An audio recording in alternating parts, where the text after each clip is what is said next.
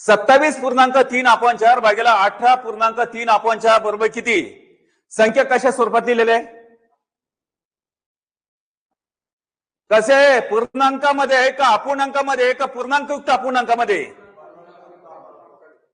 सगळे समजलं पाहिजेत. याला हेच म्हणतात, हे समजलं पाहिजेत. गणित शिकायला चाललात आणि त्या ठिकाणी कशाला काय म्हणतात हे समजत नसताना तर काही फायदा नाही. सोप्या गोष्टी आहे, छोट्या छोट्या गोष्टी याच्यामध्ये जाणून घ्यायच्या. या संख्या कशा स्वरूपात आहे? पूर्णांकयुक्त अपूर्णांक. मग त्याचं रूपांतर कशामध्ये करायचं? अपूर्णांकामध्ये. म्हणून या ठिकाणी खालच्याचा गुणाकार वरच्याची बेरीज, खालच्याचा गुणाकार वरच्याची बेरीज. मग सांगा 4 7 28 आणि 3 किती? 31.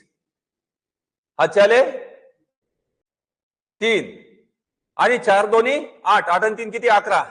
11 आपण किती? 4 भाग्याला हे 4 जसे तसे लिहायचे. छेदस्थानचे 4 काम ठेवायचे.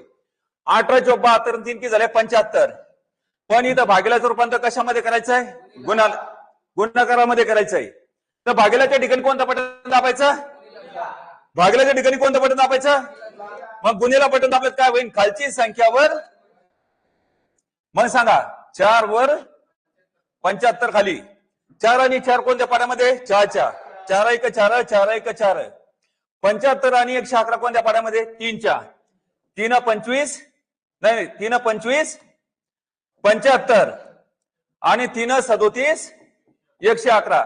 37 1 37 आणि 25 1 25 म्हणजे 37 आपण किती?